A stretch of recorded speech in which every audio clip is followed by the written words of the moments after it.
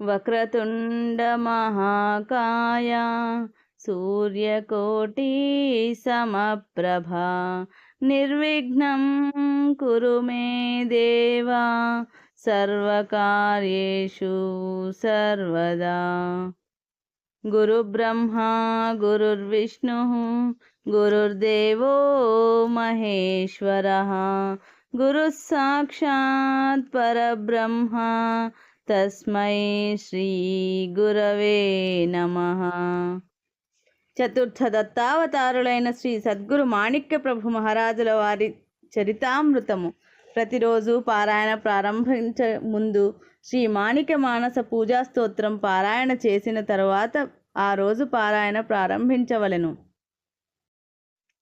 శ్రీ మాణిక్య ప్రభు చరితామృతం రెండవ రోజు పారాయణం. మణిచూల పర్వతం.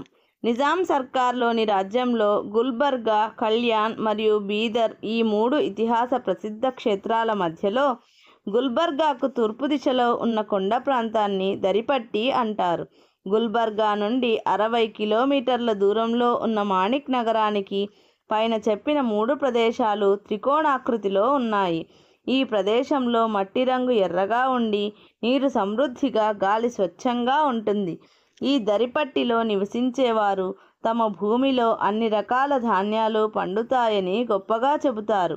2 కొండల మధ్య భూభాగం అవ్వడం వల్ల ఈ నేలలో శక్తి ఎక్కువగా ఉంది. సృష్టి సౌందర్యంతో మూర్తివంతమైన ఈ ప్రదేశం ఇతర ప్రదేశాల కంటే అధిక శ్రేష్టత కలిగి ఉంది. ఈ ప్రదేశం యొక్క మహత్యం పౌరాణిక ఇతిహాసంలో కూడా రాయబడింది. మల్హారి మహత్యంలో మణిమల్లుడు రాక్షసులతో యుద్ధం చేసి వాడిని పాదాక్రాంతునిగా చేసుకోవడం జరిగింది. ఈ విషయం శంకర అవతార వర్ణనలో వివరించబడింది. ఏ ప్రదేశంలో యుద్ధం జరిగిందో ఆ ప్రదేశం క్షేత్రస్థానం అయింది. అది మైలార్ క్షేత్రంగా ప్రసిద్ధమైనది. మైలార్ క్షేత్రానికి సంబంధించిన వివరాలు ముందు భాగంలో రాయబడ్డాయి. ప్రాచీన పౌరాణిక కాలంలో ఈ ప్రదేశాన్ని మణిచూల పర్వతం అని అనేవారు. శ్రీగురు చరిత్రలో ఈ ప్రదేశాన్ని మణిగిరి అన్నారు. విశిష్ట సాంప్రదాయక పరిభాషలో దీనిని వృషభాద్రి అని కూడా అంటారు. మణిచూల, మణిగిరి, వృషభాద్రి ఇలా అనేక పేర్లతో ప్రసిద్ధమైన ఈ ప్రదేశాన్ని ప్రస్తుతం దరిపట్టి అని పిలుస్తారు.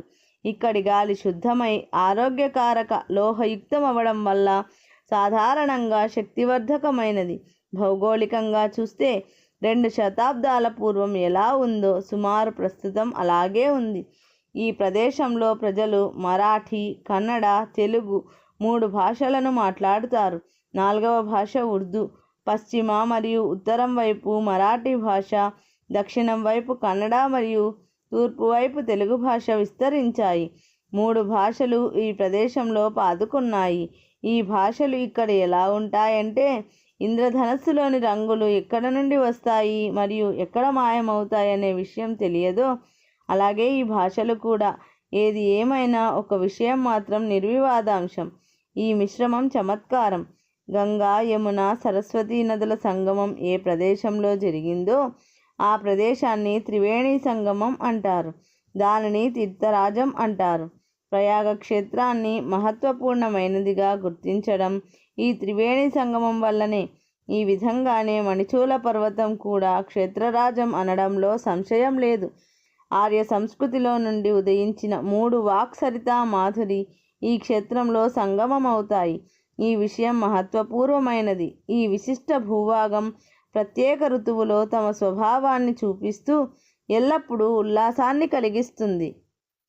ఈ ప్రదేశంలోని భూభాగం రక్తవర్ణమైనదని ఇంతకు ముందు చెప్పడం జరిగింది.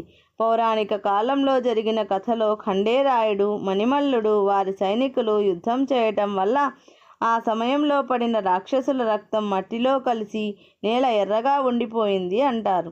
ఈ విషయం నిజమో కాదో చర్చించడం వల్ల ప్రయోజనం లేదు. ప్రస్తుతం కూడా భూమి వర్ణం ఎర్రగా ఉందన్న విషయం మాత్రం నిజం. ప్రేమ యొక్క వర్ణం తామ్రం. అందువల్ల ఈ రంగు సౌభాగ్యకారకంగా గుర్తింపబడుతుంది. స్త్రీల సౌభాగ్యకారక చిహ్నం కుంకుమ. అది ఎర్రగా ఉంటుంది. భూదేవి ప్రభువుపై అనురక్తి అయి వారిని స్వాగతించాలనే ఆతృతతో దివ్య వస్త్రాభరణాలతో సౌభాగ్యకారక కుంకుమ ధరించి ఆనందంతో తయారై కూర్చున్నది అంటే సరిగ్గా సరిపోతుంది. భూమి రుధిరప్రియ అయి రక్త ప్రశాసనంతో ఎర్రగా అయింది అంటే భూమి భయానక రూపం కళ్ళ ముందు కనిపిస్తుంది. తామ్రవర్ణం భయానకమైనది అనేవారు విదేశీయులు. మణిచూల పర్వతం అనేక మంది రత్నాలు జన్మించిన పావన భూమి. ఈ ప్రదేశంలో ప్రాచీన కాలం నుండి అనేక తేజోమయమైన రత్నాలు ఉద్భవించి తమ కీర్తిని అజరామరం చేశారు. ప్రసిద్ధ స్మృతికారులు విఘ్నేశ్వరులు ఈ భూభాగంలోనే జన్మించారు. ప్రాచీన కాలంలో పులకేశి రాజు అత్యంత ప్రభావశాలిగా ఉన్నది ఈ ప్రదేశ ప్రభావం వల్లనే.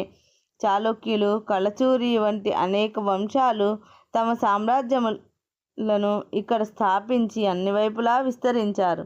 బీదర్ పట్టణాన్ని ఎన్నో రాజవంశాలు పరిపాలించాయి. బీదర్ ఖిల్లా అభేద్యమై ఓటమి లేనిదే ఉండెను. ఈ ఖిల్లాలో ఇప్పటి వరకు యుద్ధంలో ఇతరులెవరూ గెలవలేదు. ఈ దరిపట్టిపై చంద్రసేన జాదవ్ పుత్రులు రామచంద్ర జాదవ్ యొక్క పరిపాలనా కాలం కీర్తి ఇప్పటికీ ఉంది. ఇప్పటి హుమనాబాద్ పట్టణాన్ని పూర్వం జయసింగ్పేట్ అనేవారు. చరిత్రకారులైన విజ్ఞానేశ్వరుల వలెనే లింగాయత్ ధర్మం యొక్క ప్రథమ ప్రవర్తకులు బసవేశ్వరుల అభ్యుదయం ఈ ప్రదేశంలోనే జరిగింది. కళ్యాణ్ బిజ్జల్ రాజు యొక్క అమాత్యులైన బసవేశ్వరులు శివభక్తులు, కీర్తివంతులు, ప్రభావశాలురై ఉండిరని వారి చరిత్ర వల్ల తెలుస్తుంది. బసవేశ్వరులు నందికేశ్వరుల అవతారమనే లింగాయతుల భావన నిజం. మణిచూల పర్వతంలోని ఈ భాగానికి వృషభాద్రి అనే పేరు రావటానికి కారణం బసవేశ్వరులకు ప్రియమైనదై ఆకృతిలో వృషభం వలె భక్తులకు అనిపించడం వల్ల ఆ పేరు వచ్చింది. ప్రాచీన కాలంలోని సత్పురుషులు సదానందుల వారి శిష్యులు పూర్ణానందులు లోకోత్తర రత్నాలలో ఎన్నదగిన వారు. శివరామస్వామి కీర్తి సర్వత్రా వినిపించేది.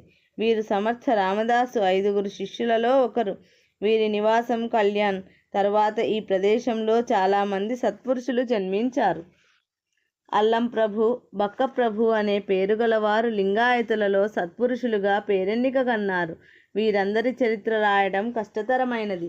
సందర్భానుసారం కథలో వచ్చినప్పుడు రాయటం జరుగుతుంది. 19వ శతాబ్ద ప్రథమ భాగంలో అవతరించిన రత్నాలలో శ్రేష్టమైన రత్నం మాణిక్ మాత్రమే. మాణిక్ ప్రభువుకు పెట్టిన పేరు మాణిక్ అయినా కూడా వారి నాయనమ్మ తల్లిదండ్రులు రత్న అని ముద్దుగా పిలిచేవారు. వీరు మణిచూల లేదా మణిగిరి ప్రదేశం తమ జన్మ కోసం, బాలలీలల కోసం, అవతారం తీసుకోవడం కోసం మరియు సంప్రదాయ స్థాపన కోసం ఇష్టంతో ఎందుకు ఎన్నుకున్నారంటే సృష్టి నియమాలు అనుసరించాలని సంకల్పించుకున్నారు. విశిష్ట కారణంతో అవతారం ధరించిన ప్రభువుకు మణిచూల పర్వత భూమి ప్రియంగా కనిపించింది. ప్రేమతో నిండిన తపోనిధుల అనుష్ఠానాలతో తేజోమయమైన నిసర్గ రమణీయ వనంలోని తారులతలతో నిండిన అత్యంత ముగ్ధ మనోహర రూప ధారణ చేసిన నిర్మల పవిత్ర నానావిధ జలప్రవాహ జలాశయాలతో పునీతమైన సోజ్వల సుగంధ వాయువుతో ఉల్లాసితమై మార్గ ప్రతీక్ష చేస్తున్న భూమాతను చూసి భక్త కార్య కల్పద్రుమ ఘోష చేయించుకునే ప్రభువు ఆ భూమాత కోసం పరిగెత్తి రావటం సహజమే. మాణిక్ అనగా మాణిక్యం అనేది వ్యవహారంలో ఒక రత్నం యొక్క పేరని అందరికీ తెలుసు. ఈ రత్నం యొక్క రంగు కూడా ఎర్రగా ఉంటుంది. ఎర్ర రంగు పవిత్రమైనది. ఈ అద్వితీయ రత్నం విశ్వం యొక్క ఎర్ర రంగు సృష్టి అంతం వరకు ఇలాగే తేజోవంతంగా ఉంటుందనడం నిస్సంశయం. ఈ విధంగా మణిచూల పర్వతం ప్రేమతో ఆకర్షించి ప్రభువు జన్మించడానికి ప్రేరణయై వారి క్రీడాస్థానం మరియు శాశ్వత నివాస స్థానమైంది. రత్నాన్ని సానబెట్టడం ఎంత అవసరమో అలాగే సానబెట్టడానికి రత్నం యొక్క అవసరం ఉంది. అందువల్ల ప్రభువు నివసించడం వల్ల ఈ పర్వతానికి మహత్యం వచ్చింది. ఈ పర్వత శిఖరంపై దత్తావతారులైన శ్రీ ప్రభువు గాదీ స్థాపన జరిగింది. సకల మత సంప్రదాయ దుందుభి మోగిస్తూ సమతాభావం యొక్క జెండా ఆకాశంలో ఎగురుతూ ఉంది. వీటిని ఇవ్వడం ప్రభువుకు మానవులపై ఉన్న ప్రేమకు నిదర్శనాలు. ఈ పర్వతం ప్రేమకు పునాదిగా ఉన్నది.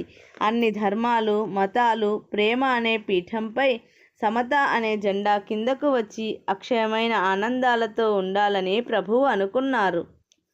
కాల ప్రవాహం సమతాభావంతోనే ప్రవహిస్తుంది. ప్రేమ, శాశ్వత శాంతి మరియు ఆనందాలే విశ్వమానవ జీవితం యొక్క ధ్యేయాలు. ఈ సత్యం ప్రభువు 200 సంవత్సరాల పూర్వమే తెలుసుకొని తన సాంప్రదాయాన్ని విస్తృతపరిచారు. పరమావధి యొక్క ఐహిత ఉత్కర్ష, పారలౌకిక నిశ్రేయస్సు సాధ్యం కావడానికి యోగ్యమైన ఈ పుణ్యభూమి అందరినీ ప్రేమతో ఆహ్వానించటానికి ఎల్లప్పుడూ సుశోభితంగా సిద్ధమై ఉన్నది. సకల మత స్థాపిత ప్రభువు యొక్క ఆధ్యాత్మిక శక్తి ప్రభావం ప్రస్తుతం స్పష్టంగా కనిపిస్తుంది. జగత్తు యొక్క ఐహిక ఐశ్వర్యానికి, మోక్షానికి సకల మత ధర్మం ఉపకారి అయి ఉన్నది.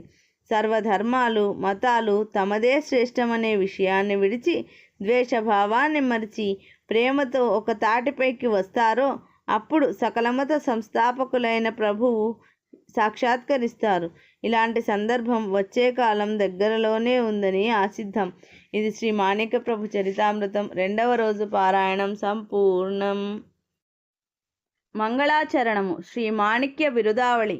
శ్రీ భక్త కార్యకల్పద్రుమ గురు సార్వభౌమ శ్రీమద్రాజాదిరాజ యోగి మహారాజ త్రిభువనానంద అద్వైత అభేద నిరంజన నిర్గుణ నిరాలంబ పరిపూర్ణ సదోదిత సకలమత స్థాపిత శ్రీ సద్గురు మాణిక్య ప్రభు మహారాజ్ కీ జై.